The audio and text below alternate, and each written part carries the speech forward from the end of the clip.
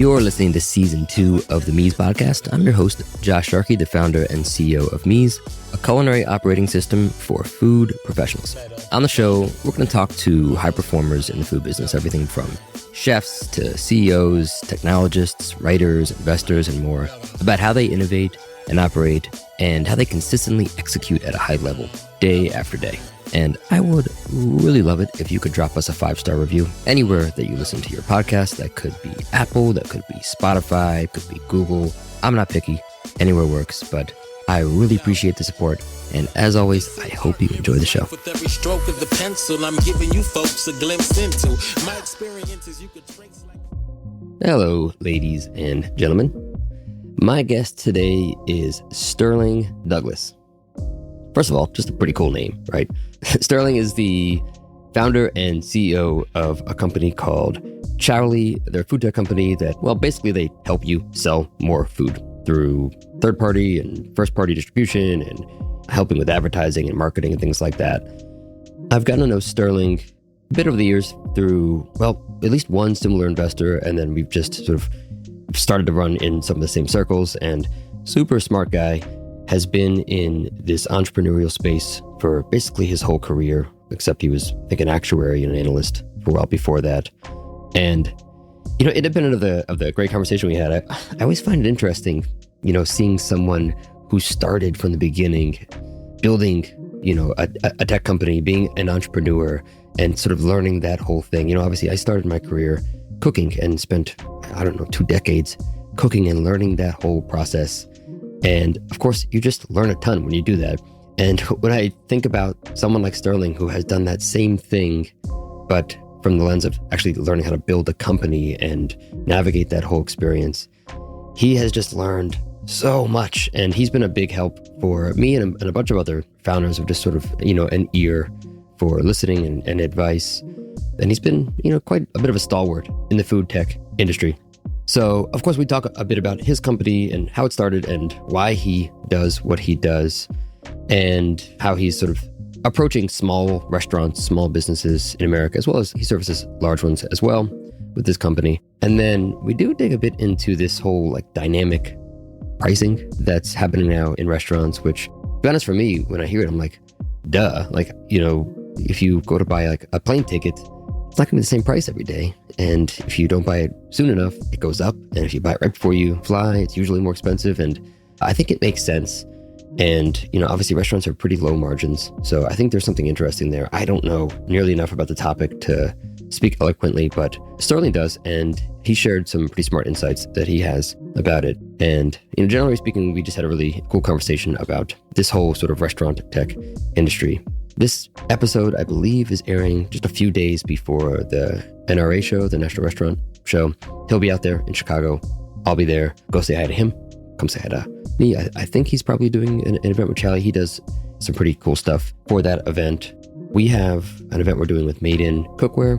So if you're interested, there's a cool little cocktail party with some chefs and mixologists. And we're also doing this event with Tillet for utility. Anyways, enough about what we're doing. Sterling is super smart dude and has been just building a really incredible company. And as always, I hope that you enjoy the conversation as much as I did.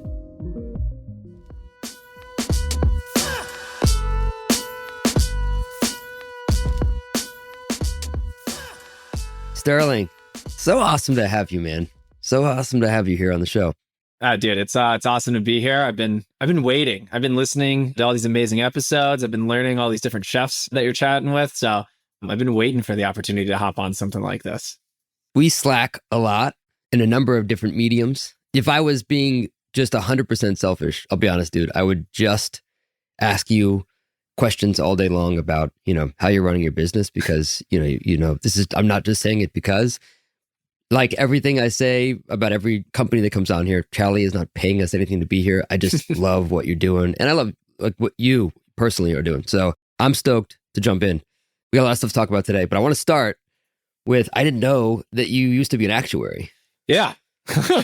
So my first question is actually, do you play poker? Yeah, I definitely used to play a lot of blackjack. Anything that involves stats and numbers and data, like I'm all over. The hilarious part about me personally is I'm a huge data nerd on the inside. I just haven't talked about it in 7 years. I've been more focused on talking about restaurants. Yeah, I know. You were a statistician, biostatistician. Is that right? Yeah. That was internships. I worked for an immunoassay diagnostics company, which obviously all of your listeners will know exactly what that is. We were just applying analytics and different statistical models to tons of different stuff, right? And a lot of that ends up showing up in the Chowly world as well when we think about data. It's a really good foundation to have in starting any startup. I mean, obviously there's the left brain stuff, but so much of this is at scale, statistics. So I'm sure you're applying a lot of that to what you're doing today. Yeah, never enough. Never as much as I want to, right? I wish we did that better, but I think I'll always wish that. That's just kind of my natural state of being because you can always do a little bit more. So why did you leave statistics and get into, you actually had a different startup first, right? Because I think you did something with, it was called Nix. Yeah, a bar app. Yeah, like my first job out of college, I was a practicing actuary. I had no reason to leave. My job was sweet. I had awesome, cool customers like United Airlines and Northrop Grumman. My teams were cool. It was really challenging work. I had amazing mentors. My manager was great. The head of the entire Chicago office would meet with me monthly just so I could ask him, questions that, 21, 22-year-olds young in their career ask. I got paid really well. I loved the people I worked with. So obviously, I had every reason to leave. There's one piece that was missing from that job. Everything that we worked on would start out with the same question. And that question would be, what did we do last time? And so when you start every project off with that question, you never think of things from first principles. You never get to build stuff from scratch. You never get to rethink the model. You end up working on Frankenstein monsters, which isn't the worst thing in the world. I learned a lot about iterative approaches to building things and to solving problems. But I got to work on one project, and no one in the entire company of 40,000 employees had ever done it before. And it was the most satisfying project that I worked on. And so it kind of gave me this clue and this hint that like, dude, you love building things from scratch. You love solving problems where they haven't been solved before. And so I wanted to go on that entrepreneur route. And so I left after 2 years. All I had to do was write like a short paper and I would have gotten letters after my name. But, it was the time. So I left and started my first company then. When was that? When did you leave? So that would have been kind of like early summer of 2015. We'd kind of been, me and my co-founder at the time had been moonlighting a little bit to at least 2014. In 2015, quit my job, went all in, gave myself 6 months of runway. And I figured, hey, 6 months, I'll know if this is a thing or not. And if it's not, I'll just go get my old job back. And after 6 months, it was pretty clear to me it wasn't working. So now I was trying to figure out what was next. When did Chowly launch? So Chowly, we formed on November 19th of 2015. And on December 18th, we actually had our first client live who was paying us. So we'd brought Justin and I, technical co-founder of Chowly, we'd brought that product to market in 30 days, which was something was really important to me because the bar app, Nix, that I had worked on, I mean, we were developing it for months and months and months before even getting our first customer live. So big milestone for us. That was the timing of it all. So it's been almost 10 years now. Yeah, almost. I am curious. At what point were you like, oh, this is going to work? This is like a long-term thing. You're assuming it's happened yet? No, I'm just kidding. There were a couple moments along the way that I definitely remember. I don't know exactly which one, like which was the day I woke up and I was like, yeah, this is it. Like we're set. On December 2nd, I think we had our first order we ever integrated. We took a Grubhub order and with no manual entry, no nothing, it just printed a receipt on a Speedline point of sale system at a pizza place in Wrigleyville in Chicago that I used to frequent.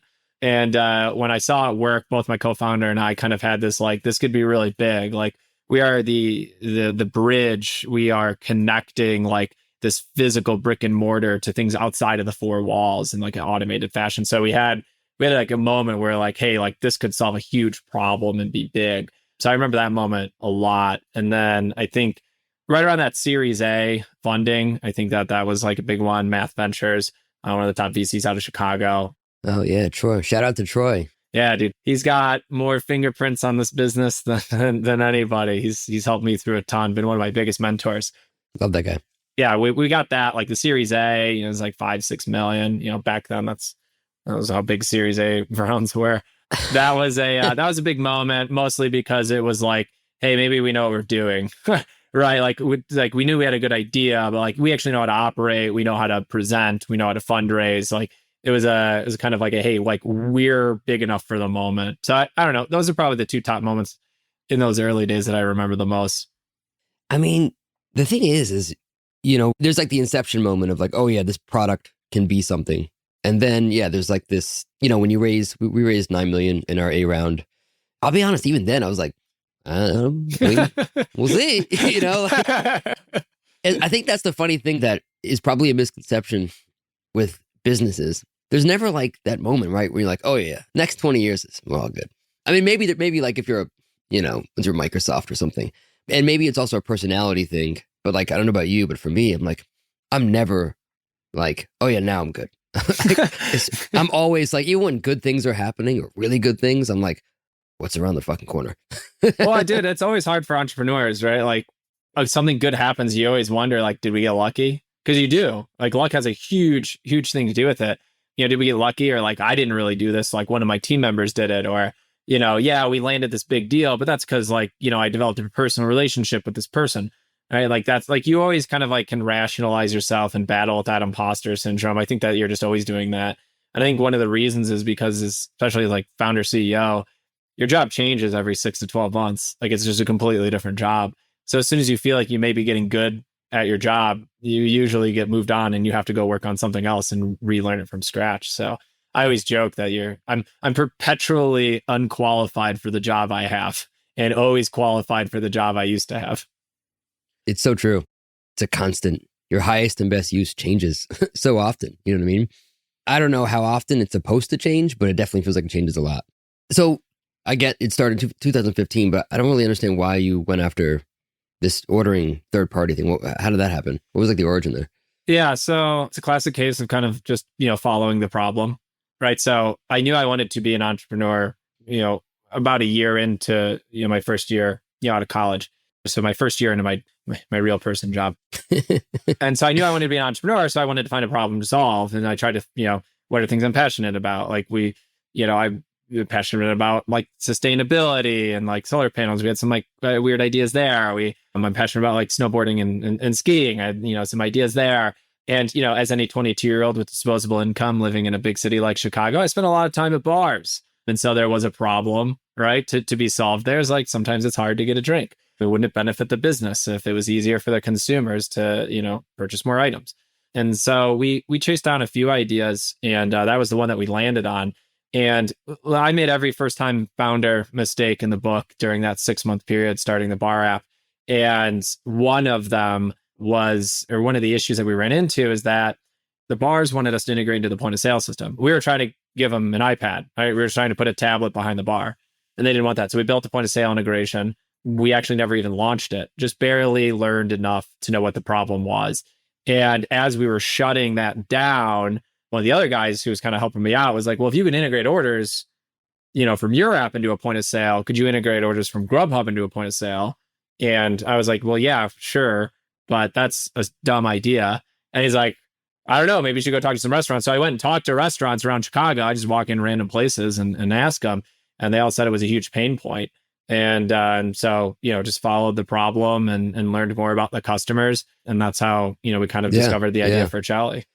I mean, Sterling, I owned restaurants back then, and I vividly remember, and we were one of the first restaurants in Brooklyn that had the first of Caviar, DoorDash, Grubhub, Seamless, because Seamless and Grubhub were separate. Mm-hmm. And we had a fax machine. It was all in fax. We would get an order in via fax. There was a computer, but obviously the computer's down in the office, so you didn't like go to the computer for the orders. So we got a fax in, and then we would have to type that into the POS, and it was insane. It was like it was insane how much time we spent just to process one order for this delivery that we would also pay a ton of. And back then also there wasn't like Relay or Homer things like that. So, and the apps didn't do it. So we had delivery drivers as well. It was like, It's funny you say like, oh, that's a dumb idea, because I remember being there, and if someone came in and said, oh, you know what? You don't have to do that anymore. It's going to come to your POS. I'd be like, please, I don't care what it costs. Just bring it in. Yeah. So there's a company called campusfood.com. They merged with Grubhub, and that was going to be the original IPO for like the first marketplace. And then they discovered Seamless, and then they added that in. So a lot of people always think that Grubhub and Seamless was kind of the merger that created the IPO, but it was actually Grubhub and campusfood.com. But the reason I bring that up is because campusfood.com was the number one fax customer of HP in the entire US. That makes sense. In the late 90s, because they were buying them and giving them to restaurants so that they could send them orders. So I a lot of familiarity with the fax machine problem. Yeah, it was brutal. And then eventually it went to tablets, and then you would have like 6 tablets. Because every one of them gave you their own tablet, which was locked, and you could only use it, which made no sense. It's like, all right, everybody, at least let us have one tablet and we could put them all on it, because we're using all the services. But you would have literally like 6 tablets. I mean, back then it was to their advantage not to let you use the other ones, right? Like I think that was one of the reasons that no one, like those companies didn't build what Chowly was and what Chowly started out as, because that the lack of integration was a barrier to entry for competitors, right? Because some restaurant, like not every restaurant would accept tablet hell. A lot of restaurants said, no, I have a Grubhub tablet. And unless, like, if your only solution is to give me another tablet, then no, I don't want more orders. That was actually a very common response to it. And then once it was integrated, they're like, well, yeah, I don't care anymore. If they're integrated, give me everybody. And so that made it easier for the competitors to come in. So I think it's one of the reasons that this problem wasn't solved for such a long time until Chowly came along back in 2015. Yeah, that makes a lot of sense, actually. And there's just far less information you have when it's all offline. You don't really totally find out all your orders or who refunded until the end of the month, and it's too late by then. Yeah, don't get me started on refunds and disputes. It's a hot topic these days. Yeah. All right, well, let's talk a little bit about like the core of what Chowly is and does, and then just some of the people that you serve. Yeah, like Chowly's really focused on SMB restaurants, independent restaurateurs. We definitely got some larger brands that our product works really well for, but I mean, everyone from the mom and pop to that 10, 20 location emerging brand, groups that have established their brand, they've got their recipes, they've got their food costs locked in, they're ready to grow, but they need to get their tech stack sorted out. I mean, these are the ideal customers and the ones that we get to help every day. So on the SMB side, that's really where we're more focused. And what we actually do, I mean, we're an off-premise platform. So everything from your first-party online ordering, your third-party marketplaces, your digital marketing, your Google ads, all of those things kind of wrapped in one platform, and always leveraging the point of sale integrations that we've been using since day one to always make sure it's easy on the restaurant. Oh, you guys do Google ad? How does that work? So you actually like build ads for restaurants? Yeah. So we acquired a company called Targetable actually last December. Yeah, that's right. Andrew. Yeah. Andrew Nass, a marketing legend. Yeah. We do Google ads. We do Meta ads. We'll do organic social. We'll do email marketing. We'll do discoverability, listings management, reviews, ratings. Anything that's going to help drive more sales to the restaurant, more orders. Like at the end of the day, like we sell dollars to restaurants. Like that's what we're doing. What does that mean? You sell dollars to restaurants? If a restaurant wants to make more dollars, like we have about 50 different ways that they could do it. Got it. So you're essentially, Chowly is essentially just creating incremental revenue for restaurants. Yeah. And sometimes it's not even incremental revenue. Sometimes it's direct profit. We do a lot of stuff with dynamic pricing. We have our smart pricing tool. That one, I mean, we've got locations that we're delivering $10,000 a year in EBITDA, like literal profit that just goes into, the owner's pockets. How does that work? So everybody's talking about this surge pricing now, but how does that work for a restaurant? Yeah, well, we don't call it surge pricing. The New York Post will get you in trouble. It's smart pricing. It's delivering the right price to the right customer at the right time. And so for us, I mean, the classic example I give is we do a lot of delivery on third parties. If it's Friday night and we know it's going to be raining, like the weather's going to be bad, the demand for delivery is going to go up. And so we'll increase the prices so that, the demand will match supply. It's a way to really increase profits for restaurants. And it's something restaurants have been doing for decades. I mean, happy hour is a form of dynamic pricing, right? You're lowering the prices to help drive more demand, right? When demand is low. Yeah. Well, we used to charge more for delivery. Like we just had different prices because, I mean, it was funny because I remember when everybody started using Caviar, DoorDash, this was around 2014, 13, whatever it was. And everyone was like, do we charge more? And I was like, yeah, hey, they're taking 20%. I got to deliver this to you. It's a whole other thing. And we would charge slightly more. And customers at first were like upset. And then they were like, well, I want this and I don't want to leave my house. It's not a new thing. Yeah. And we always tell restaurants too, like, don't do this on your first party ordering. Like, do it on your third party ordering. And that way, if a customer does get upset, you tell them, go order from us directly and you'll always get the lowest price. Yeah, 100%. It's crazy, dude. When we first started, this was back in like 2015, 2016, less than 5% of restaurants had different prices on their third parties versus their first party. Fast forward to kind of like 2022, after the pandemic, and as a lot of the price increases and inflation kind of started, and you'll start to see like 20, 30% of restaurants were doing it. It's up to 60% now. 60%, wow. Chowly's 17,000 restaurants charge a higher price on third parties than they do either first party or in store. It is funny that it's, that whole hubbub, about the pricing, dynamic pricing, whatever it was in restaurants, because restaurants just get the brunt of so much, we can never charge enough that as much as we should. I probably sort of went far too deep on this in other episodes about how, you're paying for an experience, not just the food, and that costs a lot of money. But, you go buy an airline ticket, it's just obvious. If I go there right now, it's one price. If I go there tomorrow, it's a different price. And if I try to buy my ticket the day before the flight, it's a different price. And that's okay for airlines, but for a lot of other, things as well. Like obviously when new lines of clothing come out, they're way more expensive than they are, 6 months later. Probably just a cultural thing that'll just over time become, more common. I haven't figured out why, Josh, but restaurants always get the short end of the stick and have to play by a different set of rules.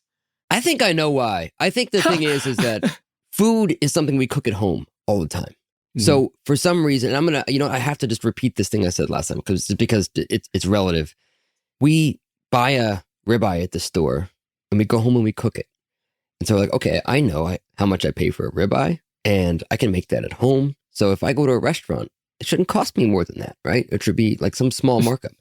Not realizing that, somebody has to decide, what kind of ribeye they buy, and they have to buy a lot of it and they have to store it and they have to, make enough so that it lasts for X amount of people. And then you have to have somebody design the space that you're going to be in and someone to clear your plates and make you feel special. And all these things are a cost.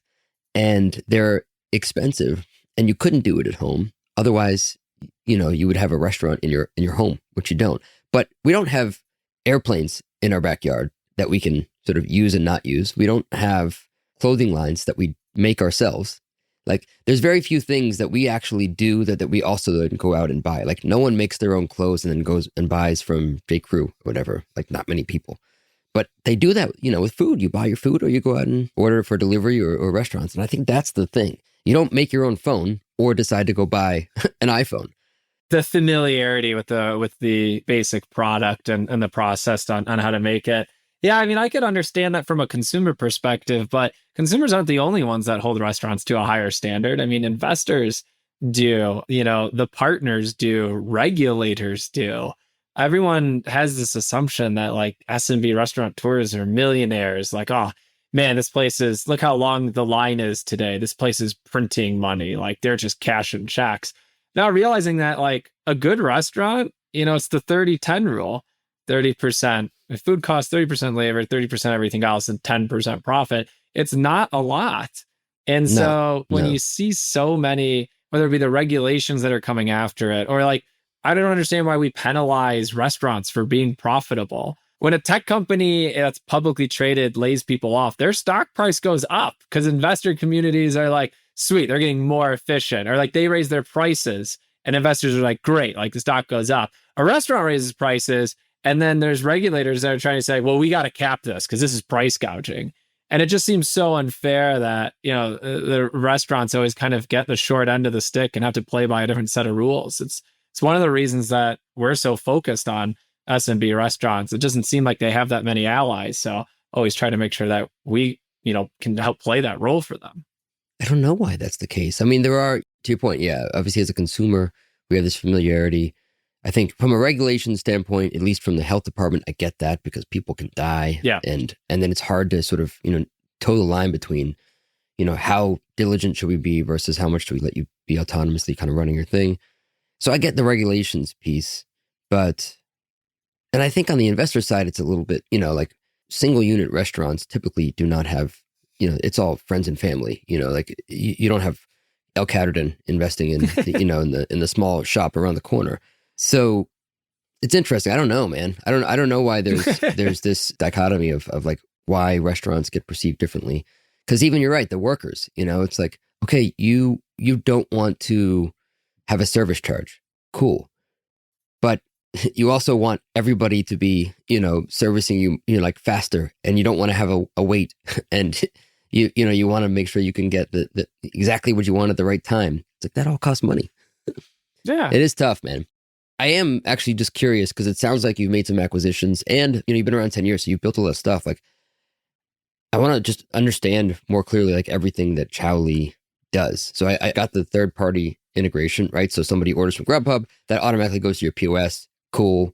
Understood that. You acquired Targetable, and now you can sort of help people to drive traffic to their restaurant from Google ads. What else does Chowly do? Yeah, we do a lot on the first party ordering side. So, I mean, if you've ever ordered from, a group like Mod Pizza, for example, whether it's through the app or online, yeah, that's our tech. We acquired a company called Koala a little over a year ago, and I've been working on basically taking this kind of enterprise grade tech and simplifying it so that we can make it work for SMB restaurants, right? So we're taking something that's good enough for companies like Mod and making it good enough for, Josh's pizza place down the street. So you can have the same experience, right? Like it's a big part of kind of how we think about the tech that we provide to restaurants is how can we help these SMBs punch above their weight class, right? The same thing that they don't have a ton of allies in the space. Not only can we be an ally in what we say, but we can also be an ally in what we do, and helping Josh's pizza place on the corner give a similar experience to a consumer that they get from, a 500-600 location national chain like Mod Pizza. That's a huge part of what we do and why we do it. And so anything outside of the four walls, I mean, I tend to categorize the restaurant tech industry into three kind of main categories. We have the kind of the POS in the center, kind of the heartbeat of the restaurant. Then we have kind of what I kind of call it like the back of house, anything with like inventory or shifts or scheduling, all those things that you need to have it run. And then you've got, the off-premise platform, anything outside of the four walls, whether that be digital ordering or digital marketing, any of those things. And that's where Chowly kind of sits. And we've found is that those categories, when companies stick to them, they do incredibly well. And when they try to branch off and try to be everything for everyone, they end up struggling. So it's been anything off premise, man. And if we don't do it today, we're looking to do it tomorrow. Yeah, gotcha. Like, who are the competitors? There's a lot of competition in the restaurant space, but my view is that if there are more people building things for SMB restaurants and making it simple for them, I'm a huge supporter of it. And, I talk to our competitors, and I love when they join the fight, the fight to help these SMB restaurants get started in here and help them on their digital journeys. We're basically, similar to what Olo does for enterprise, we want to do for SMB. So you'll see companies like Chow Now in the SMB space on first-party online ordering. Companies like Slice, while they focus on pizza, Elir has built an amazing company over there and helping, these SMB pizza shops. Some of the newer startups that are, nice VC-backed, like Owner.com. These are the groups that, we're competing with. And like the more of us that understand the problems and fix them the right way, the better it is for everybody in the restaurant space. This show is brought to you by, you guessed it, Meez. Meez helps thousands of restaurants and food service businesses all over the world build profitable menus and scale their business successfully. If you're looking to organize your recipe IP and train your team to put out consistent product every day in less time than ever before, then Meez is just for you. And you can transform all those old Google Docs and Word docs and PDFs and spreadsheets and Google Sheets into dynamic, actionable recipes in Meez in lightning speed. Plus, stop all that manual work of processing invoices, because Meez will digitize all your purchases automatically. And there's a built-in database of ingredient yields, prep yields, and unit of measure conversions for every ingredient, which means you're going to get laser-accurate food costs in a fraction of the time. Visit www.getmeez.com. That's GETMEEZ.com to learn more. And check out the show notes moving forward because we're going to be adding promotions and discount codes so that all of you lovely and brilliant Meez podcast listeners get a sweet deal on Meez.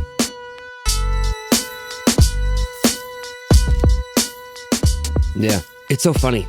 We have such a different approach to restaurant tech. Like I'm so like third party. It's like we were talking before this show, and like so much of that is just like so far outside of the world that I live in recipes and IP, and which I consider the heartbeat of a restaurant is like your actual product.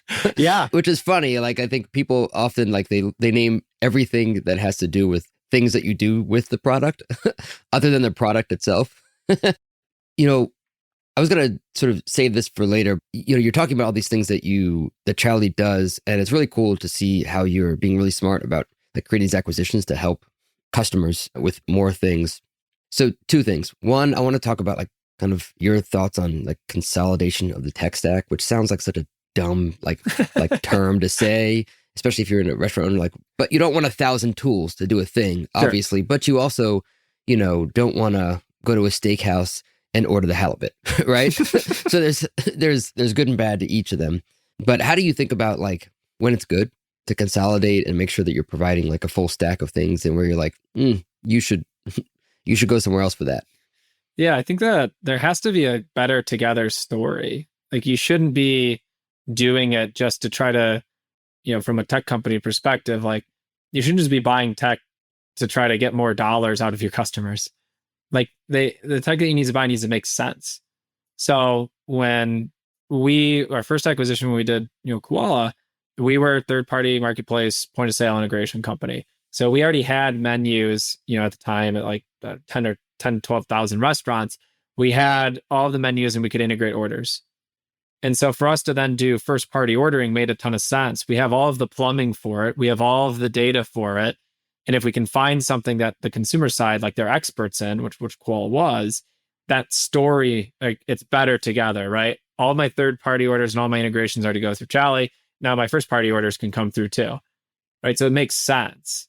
And then when we looked at acquiring Targetable, it was the same thing, just going one step further in that customer journey, the diner journey, in that, all right, we can capture customers going to a restaurant's website, right, through the first party ordering. And then we can convert that into the operational flow in the restaurant and the point of sale so they can actually execute on the order. What if we could drive more traffic to that website on the forefront, right? Now we can take an ad, right, that's served up to a consumer, know that we paid 24 cents for that click, follow them to the website visit, follow them to see if they bought and then what they bought, and make sure that the restaurant can actually execute on it. All of a sudden you have this full journey. And this is something that enterprise restaurants have been doing for years and e-commerce companies have been doing for decades. But it was almost impossible for an SMB restaurant to do it because they would have to, like you said, cobble together like 1,000 different tools to actually try and tie that story together. And so for us, I just think it has to make sense. Shouldn't buy a company just to buy a company until you get in trouble and you can struggle, or buy a company because your competitor bought a similar company. Sounds like you lean towards buying versus building. No, I'd say build, buy, partner, you go through every single time. The only way buy works out is if there's something that you want to do and there happens to be a deal that makes sense at that time. And you don't necessarily get to choose when those times happen. We didn't get to choose that, Targetable was open to that idea at that time. It just was, and it happened to be something that we wanted to do. But I mean, we've built in 2023, we built and released 2 new products, and we're always adding partners. So I think that we're always looking at all 3. And it just so happens that the right deals happened at the right time, that buy made sense. But if you ask me if we were going to do more, I don't know. I can't make a promise that we'll ever do one again, because it's got to be something that we want to do. It's got to be something that makes sense, and it has to be the right deal at the right time. A lot of things have to align to make those things actually work. Yeah, I agree. It's such a tough notion, right? I mean, we deal with it all the time, and I still think about it with my restaurants. The less bills that you have, the better, right? If you have one bill with, with more things in it, it's better than having 12 of them. But we do find, at least I find that oftentimes there can be an approach where, companies want to be an all-in-one. And what ends up happening is you get like a couple mediocre things and then one really good thing. And you're kind of stuck with some of these mediocre things, or you end up using a part of the product. And I think what I liked about what you've done, because you guys are 10 years in, you didn't acquire a company like 2-3 years into building is, and I think about it a lot with, what we're doing is like, I kind of want to get the customer to a place where they're almost mad that you don't have this next thing. Or like they're using so much of your product that they're like, man, we have this, it's working, right? Now the extension is this next thing. And I use this product, or I don't have a product. Can you just please build this or offer it to us? And that's when I think it's like that really special. I think too often people they're like, okay, what is everything that a customer would need? I'm going to build a little bit of all that and then offer that thing. Starting with the product instead of the customer. Yeah. And usually out of order. All we did the first 6 years was integrate third-party orders. We just did one thing really, really well. And we were maniacally focused on it. We were getting asked from day one, well, if you're integrated, can you do my website orders too? That was a question we got throughout the years. And I said no for a very long time for a number of reasons, but we were incredibly focused. And look, we're not total experts on that thing. We've only been doing first-party ordering for a little over a year. The product didn't even really go live until July, so we're less than a year. And we're certainly not, complete experts on digital marketing yet. Targetable is still teaching us a lot of things, and likewise, we're teaching them. But it takes time, like to actually get those adopted and to get them right. So setting expectations at the beginning is, I think, always really important, because you don't just assume if you lob two products together, you're just going to get instant success. It takes time to become experts and make sure that it works, for the restaurants in that cohesive environment. Yeah. But when it works, it is pretty amazing. You mentioned this, but there's definitely a lot of M&A happening in every market right now. Like you see it so much.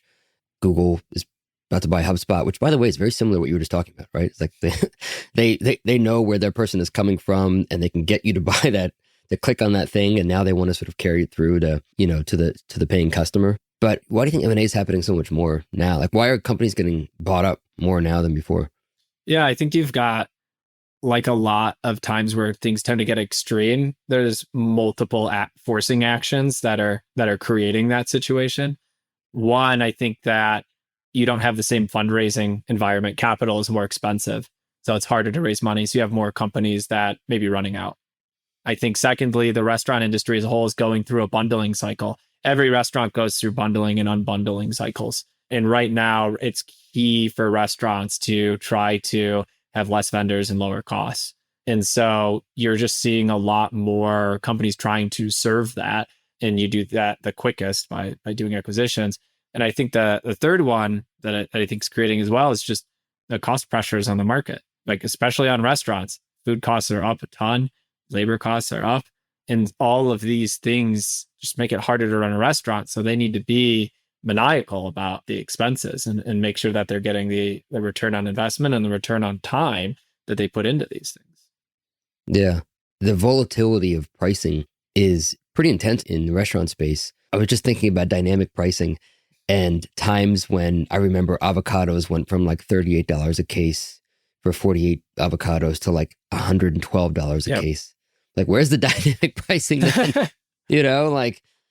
People were just like, they just stopped selling guacamole, but guacamole should be more expensive then. Dude, chicken wings, like they went through like a crazy one where they went from like lines. $25 to like $150 for a crate. Yes. And if you're a restaurant that's like focused on this particular food item, which there are a ton in the US, like, hey, my food costs just 4x'd like in a matter of months. Like, I can't 4x the prices that I have. And then the interesting one was, I raised my prices to help, but then they finally came down. And it's like, all right, well, now all of a sudden I'm actually making a little bit more profit on this item. Do I bring it back down? Like, to try to create more? The volatility on the supply side, I think, is something that consumers don't quite understand. But I also think it's just gotten more volatile. There's a volatility index like VIX for restaurant food. The last few years would definitely be peaks. That's a great point. It actually helps the consumer as well, because what usually happens, and you see it even during COVID, not in restaurants, but in a lot of businesses where supply chain was, terrible and prices just went sky high, they never went back down. It's just more expensive now for things than it was before. If you had that dynamic pricing, you could, I remember when limes went from like $13 for a 48 count case to like $45. You start not automatically including that on those Corona orders, huh? I got a funny story about limes in a bar in New York City, but maybe I'll share it at the end. What was this place called? Oh my God. It was, isn't around anymore. It's where Scott Connaught's place is now. Somebody will remind me, on 14th Street in the city. And I was like, this was like 20 years ago. And I was drunk. I was like, I must have been, I don't know, 22. I was just at the bar and I had a shot of tequila. And I went and grabbed a lime from the bar and just put it, suck on the lime. And the bartender just starts screaming at me. I'm like, what? Why are you yelling at me? And she just keeps yelling. I'm like, why is she just... And it turns out I grabbed a lime from the eaten limes, like the ones that were already eaten. I'm surprised she was yelling at you. I'd be like, Yeah. Maybe you should ask next time. That's your punishment. Yeah. Lesson learned. Check the limes before. Well, I did want a cool little exercise. I don't know if you've ever done this, and I talk about it every once in a while. Like, are you familiar with the 11-star experience, the Airbnb? Yeah, of course. I mean, you're building all this new stuff into Chowly. Do you think about what is 10 years from now? What is the experience that someone is going to get when they onboard Chowly? Yeah, I mean, I hope they're able to onboard it with a couple clicks of a button, and I think that they have visibility into a part of their business, the off-premise part of the business, that they don't today. They should be able to very easily tell how much money they're actually making from all these different channels. They should be able to add channels by just clicking a couple buttons, right? They should be able to have access to their data the same level that an enterprise restaurant group would have access to. And I think that anything that's going to make it easier and simpler on the operators, our North Star when we think about how we build things for our SMB restaurants. Are there other parts of the ordering experience that you feel like you might take on? Oh, yeah. No, of course. I mean, we're going to listen to our customers and they're going to tell us. And when, like you said, once they start demanding and yelling at you for not having something, it's pretty clear you should probably build it. To be frank, I'm hyper focused on the product that we have today and getting it to be great. Because if you were to look at Chowly in 2022, so, only 2 years ago, and you look at Chowly today, and you think about how much more product we've built, partnered, and acquired, we've got a lot of work to do. Our hands are full. And so I'm not super focused on what we're going to build next. We have a lot of things that we have today that I want to build better. Yeah. And so that's what we're focused on. It's so much fun, man. I don't know about you. I'm the same way. We have these, we have our core products and a couple things that we've sort of added on. And what's awesome is I could see the next 10 years of just making these things better and better and better. And you're probably the same way when someone's like, oh man, I love this thing. I'm like, yeah, but you don't know. It's going to get so much better. It's going to, and that's what's so fun about this is we get to keep making these things better. And there's definitely sort of a step function improvement in our ability to build tech better, whether it's AI or whatever these things are, new sort of open source things that you can build things way faster now. I think the other thing for us too, since we're so partner focused, our partners are releasing new things and giving us access to new things that we can build to that make it better. I remember when Toast finally enabled through their API nested mods so that we could then build an improvement to support, nested modifiers. It sounds simple, but if you're a restaurant that relies on that for a big portion of your menu, it's pretty critical. And so once they were able to release that and then we built to it, all of a sudden it's like, oh man, this product just got so much better for so many of these restaurants. Even if it might not be as sexy as, cool new digital marketing tools, it can be just as important to the restaurant. Yeah. Yeah. All right. So I told you I was going to ask you this because I asked you a little bit on you had a LinkedIn post about a key hire you made. Oh yeah. And I asked you and you gave me a pretty a one sentence answer. And I want to know more, man. So early on, you took a big risk on a hire. I don't know if it necessarily changed the trajectory of your company, but clearly paid off. And what was the hire and what are they doing? Are they still here? And just tell me, I'd just love to learn more about why it was risky and how it played out. Yeah, we had a few trajectory altering events over the course of Chowly, and a few of them are connected to key people coming on board or key people fixing things that we weren't doing well. One of them was pretty early on when we just didn't have a lot of capital. This is before kind of the Series A, and we're still seed round. I was still running. I was the finance team basically. So I was closing the books. I was taking support shifts and doing all these things, and it was a pretty slim crew. And we brought someone on who had a ton of experience and was making a lot of money at a pretty big company that he grew with. And I wanted him to come and take over a team that we were struggling with, a pretty important one. And what team? Or just the team in general? If I show you the team, everyone will know who it is. Yeah, he's still with us. I mean, I want to know, man. He's still with us today, and he's an amazing leader at our company. And even though he took an enormous pay cut, it was still we couldn't afford it. And it took our runway down from 12 to 6 months roughly. And he cut our runway in half. And I even told him, I'm like, Look, after 3 months, if you're not making an impact, like, I don't know if we'll make it. Took an amazing amount of pressure and made an almost immediate impact. And if you look at the growth trajectory at Chowly, you'll see us kind of grow and then we get flat. That was when we couldn't figure out how to actually get restaurants live. And then Joe, our COO, took it over, fixed it, and then we started growing again. Then we went flat again. Then we brought this new person on. We started growing again. And I can keep going and show you every time we plateaued and what the big function was that unlocked that next level. But yeah, I mean, we took the risk and it paid off. Hit a home run. It was a big swing and made contact.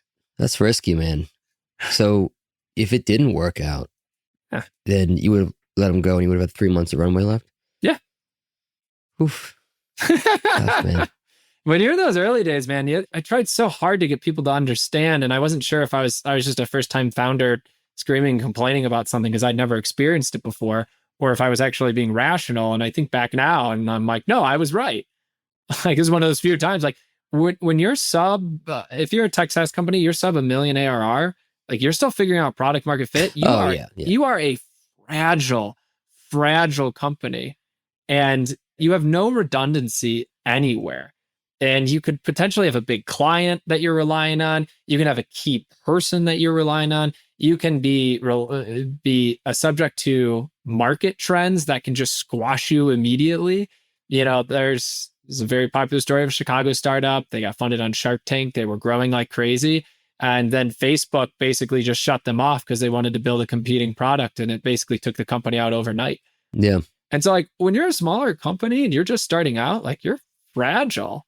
And these, like, somewhat things, a lot of small things or things out of your control can do it. So I was into taking risks because I needed to get out of that. I needed to get big enough that we could sustain it.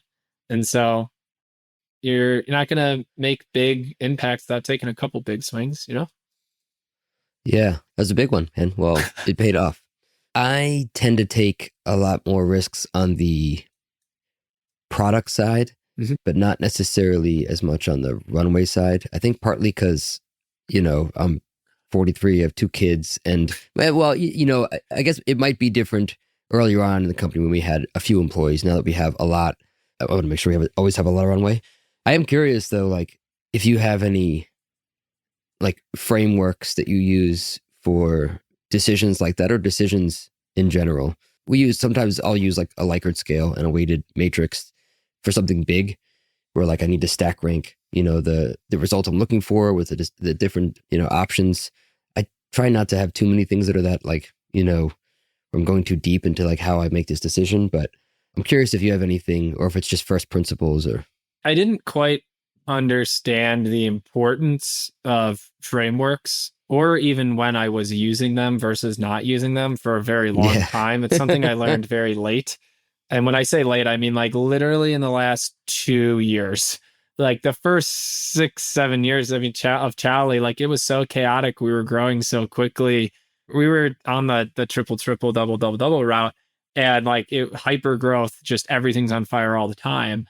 And I was just firing from the hip. I mean, everything's gut feel. Even as a Yeah. data nerd and as someone who understood the power of it, we just didn't have the time.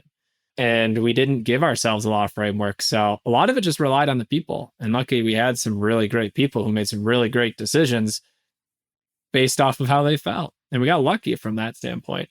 And over the last couple of years, I've realized and kind of done the pattern matching to see that things go really well when there's structure, and structure means frameworks. And so now they're everywhere in my personal life and in my business life. So we have frameworks for everything. We have frameworks for how we think about product. We have frameworks for how we think about engineering. We have frameworks for how we think about sales, how our marketing strategy is. I'm a huge fan of the demand creation, capture, and conversion methodology and framework that Chris Walker has popularized. It's a big time marketer, influencer guy on LinkedIn. We tried that out and it worked incredibly well for us. And that's what we do today. So, I mean, we have frameworks all over the place. Yeah. That's how we make decisions. It's a great point, though. In the beginning, it's a lot like the OKR process. In the beginning, it's almost dangerous to create that much structure because you don't know. You're still figuring out what are my first principles, independent of just general sort of like, generic first principle thinking. And so I think those decisions, that sort of gut decision that you make, it is something that you could then sort of retroactively look at and say, okay, why do we make that decision? Because it worked. And then use those to then sort of operationalize some sort of framework, because same way, right? Like I think for the first, few years, we're only a few years into this company, but in my previous companies as well, like the only thing that matters is why do we exist? Like why did I start this thing? And as long as every decision ties back to that, it's typically a good decision. And then, as you grow, you have to have some sort of like mental models of like how you're making decisions at scale, because you got more people, more team, more customers, more people that it affects. But it's funny, I think this is like 60 episodes in, and we've had a lot of awesome, like successful folks on here. And a common theme I hear across the board from everyone about how they make decisions, gut comes up almost always, So you're in a good spot there. I'm a big fan of the hedgehog concept from a company perspective. What's that? From Good to Great. Oh, yeah. Great book studying on big sustainable companies. The hedgehog concept is kind of like three things. It's basically, what can you be best in the world at? What are you passionate about? And then what is, like, how do you measure it? What is your economic engine for it? And every decision you make should try to get all three. And that has been really helpful, especially on the really big decisions. For us, like, we've got to make tech simple for the restaurant. We are the best in the world at implementing, like getting an SMB restaurant live with new technology is one of the most deceptively difficult things. And every tech startup learns this when they first start out. And the ones who make it over the hump get to the next stage, and the ones that don't, you rarely hear about. But like, that is one of our core concepts. And if anything that we're doing is going to make it harder to get them live, man, we better have a really damn good reason for doing it, because that's so key to how our customers work, right? When you're running, an SMB restaurant, your attention span, you can only spend so much time on things. And so we know that if we don't get this live for you pretty quickly and you don't see results pretty quickly, you're going to move on to the next thing, whatever that is. Yeah, I totally agree, man. So we're maniacally focused on that. So hedgehog concepts are one I like, especially for the really big decisions. Yeah, great book. But speaking of books, I'm squinting and looking behind you, and I see Traction. I see Hard Thing About Hard Things, Lean Startup, Blink. What else do you like reading? I'm not a big fiction reader. The last time I read a fiction book, I think was like 4th or 5th grade. There's a couple of books that would be missing from that collection there. One of them would be From Good to Great. It's been a very influential book for me. What You Do Is Who You Are, another Ben Horowitz book, but it's all about culture and core values, which is something that is just the difference it's made in Chowly when we really established core values and we took it really seriously. I mean, it's night and day. It's another one of those. You saw a splat and then you saw the growth. And so I like that one. But I'm a big nonfiction reader, especially like on the business personal improvement side. 7 Habits of Highly Effective People. It's a big one for me as well. And then there's a hilarious book my sister got me up there because I just had a kid like a year and a half ago. So she got me one that like helps you along the pregnancy and like the first couple of months and like tells you what's going on. So one of those things is not like the other. Well, it's funny. I learned so much about people I have 2 kids, from just like handling my children, just seeing the mistakes they make or the things that they do or don't do and how they handle it. And you realize that everyone is just an emotional being. There's very few like bad people, but so often we look at, once you're an adult, you look at, somebody's actions and you just judge the action. I don't know if you see this with having kids, but when you look behind the curtain, there's always something there. There's some reason why they did that the way that they did. And typically it's something, that's just emotional or innocuous. But that's one of the things I love about, having kids as it relates to being leaders. You learn so much from them every day. Yeah. The number one thing that I learn and I'm reminded of every day is how thankful I should be to my mother. Because my daughter is apparently a lot like I was when I was a kid, and she is tough. So that's what I'm reminded of each day. She's 18 months now? 16 months, yeah. 16. What's her name? Sloan. Nice. How has that been for you as a founder, CEO, and then having your first kid? It's really hard. I don't understand how people start companies after having kids. I started crazy, right? one well before I had a kid, and it still felt like it was almost impossible. And now it would feel like it was even harder. So that's anytime I meet founders, who started it after they have kids, I'm like, you're just playing life on expert level, man. Like you wanted to do it the hard way. Sterling, I had my son. So I was running this restaurant group called Orify Brands, and I was developing officer, and I was just kind of leaving that to launch Me's full time at the end of 2020, doing our pre-seed round and closing that round while my kid was being born, and then him being born, and then the first few months of that. Just the amount of time I wish that that I could have had that I didn't have. I don't know what it would have been if that didn't happen, but I tell you for sure. Now I'm very grateful for it, but I was so envious of founders that don't have that. I do believe we figure out how to find time no matter what. I mean, because you have a kid now, you figure out how to have the time, but yeah, it is definitely, it's some work, man. Yeah. You always end up figuring it out. And then you think back, like, how did I do that? When we were acquiring Koala, we signed the term sheet like right around Thanksgiving, and my wife was due on December 10th. So, or we had the baby on December 10th. So we signed the LOI, had the baby right in the middle of closing. And then like the first month or so is like when we're trying to wrap it up. Yeah, it's crazy to think that we were able to accomplish that and get that done while I wasn't getting more than 2 hours of sleep at a time. Yeah. But we figured it out. You guys all done? You gonna think about having more? Or? Probably don't want to talk about that on the podcast, but one and done. We're done after 2. I was on a call yesterday with this CEO group that I'm a part of, and someone was asking about, should I have kids? Is it the right time? I was like, there's never a right time. There's always going to be something, I don't know anybody that's ever regretted having kids. I was going to ask you about that because we are both part of one CEO group, and I think you're part of a couple of them. These sort of like, I don't know what you call them. Like, this is one called Hampton. I really like it, at least the group that we're part of. And there's a bunch of other CEOs in this group, and you kind of, chat and learn from each other. But it seems like you've done a couple of these. Like, do you find that like they're all equally valuable, or? Yeah, so I'm in 2 groups in Hampton, which I actually literally joined because of you. You were the one who referred me to it, so thank you. Oh yeah, wow, I forgot about that. And then the other one is Pavilion, and Pavilion's generally been more kind of go-to-market focused, but they started a CEO group somewhat recently and are growing that. So I'm part of both of them, and my renewals are coming up on both of them, and I have some decisions to make. So once I make those, I'll probably write and post about them. But as a general note, I wish I had sought something like this out earlier in my career. It would have made things easier, and it would have allowed me to make the right decisions faster. if I hadn't waited until I was 7 years in to start looking for them. Yeah. Yeah. The one thing I'll say is, one, I think these groups are sort of, part of it is you get what you put in. Mm-hmm. So often I'm like, I find like that there's things I'm working on or questions I have.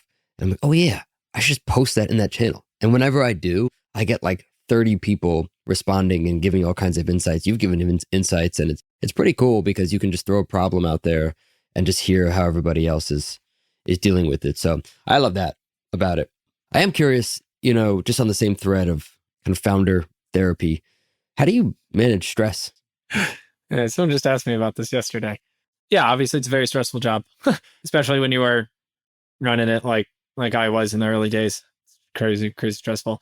I've always been a person that usually the more stressful the surroundings, the calmer I get. Don't know why, but just the more I see other people yelling and seeing their face flush, the calmer and more logical I get.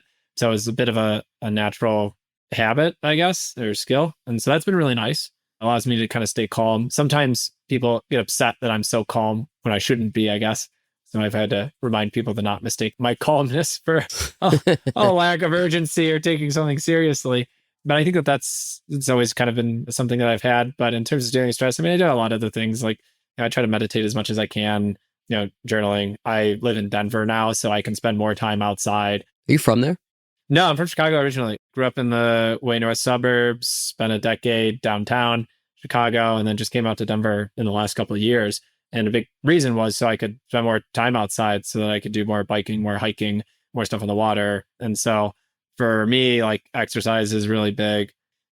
Food is medicine. I'm a big believer in that as well. So if I'm not eating well, I can usually sense stress kind of creeping in a little bit faster than it might normally otherwise. But yeah, I mean, all those things, man. You got to take care of your mind. You got to take care of your body. And a lot of times you forget to do those, and no one's perfect. And then you get stressed sometimes, but it's all kind of part of it. Yeah. I was a chef most of my life. It was just 100-hour weeks, working all the time. Mm-hmm. When I'm not working, I'm working for free somewhere else to learn, or I'm going to stage here. And it was always just this constant drive. And then opening restaurants was the same thing. And even starting, obviously, this business, but the kids was actually a good blessing for me is like as a forcing function of just stopping, And I could never stop. I don't know about you, I could never stop, But now I do. It's in my calendar. Stop, like for these things, like kid time, whatever these things are. And I'll be honest, it's you have this fear of like, I could be working right now, but I'm doing this. But it ends up actually having the opposite effect, where I think it actually makes us more productive, when we have that time to go snowboard or be with our kids or, what have you. Yeah. I don't know if you agree, but. Yeah, no, I think it does. I mean, like, I've turned this into kind of like the hustle porn conversation, but like, I am a big believer in hard work. I did 80 to 100-hour weeks for many years, would work whole months without taking a single day off, including weekends. I mean, like, that's, in my opinion, it's just kind of part of what it takes. And if somehow you're able to be as successful without doing that, like, kudos, like, that's amazing, and not something I was able to do. But I don't know, work is rarely stressful. I'm an eternal learner. I'm eternally optimistic. I mean, these are traits that really help kind of get through that. And that's why I think one of the reasons I love my job so much, something we talked about earlier, your job changes every 6 to 12 months. So if you ever don't like it, or if it's boring, like, all right, wait a few months, it'll change. And you have another opportunity to get good at something else. And that's just super rewarding. My opinion has always been, if you can find something you're so passionate about that you can work 80 to 100 hours a week and still be okay, like, that's amazing. Most people wouldn't find that. And so that's something that I'm really passionate about. And that's why I love entrepreneurship and helping other entrepreneurs. Couldn't agree more, man. That's a great place to end. This was awesome. Thanks for taking some time. Appreciate it. No, thanks for having me on. This is fun. Glad we finally got to, chat through some of this stuff. Exchanging kind of random Slack messages here and there. Now we'll go back to just random Slack messages. Okay, yeah. See you next year. Thanks for tuning into the Mies podcast. The music from the show is a remix of the song Art Mirror by an old friend, hip-hop artist, Fresh Daily. For show notes and more, visit getmees.com/podcast. That's GETMEEZ.com/podcast. If you enjoyed the show, I'd love it if you can share it with fellow entrepreneurs and culinary pros, and give us a 5-star rating wherever you listen to your podcasts. Keep innovating, don't settle, Make today a little bit better than yesterday, and remember, it's impossible for us to learn what we think we already know. See you next time.